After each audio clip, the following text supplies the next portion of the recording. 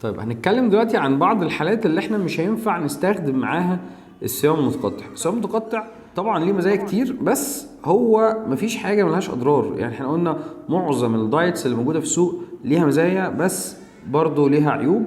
مفيش غير الكالوريك دايت او الدايت المتوازن اللي فيه كل عناصر غذائيه، ده الوحيد اللي حتى الان لو اتاخد بشكل سليم مش هيبقى ليه اي اضرار مشاكل صحيه، لكن اي دايت تاني هيبقى ليه مشاكل صحيه.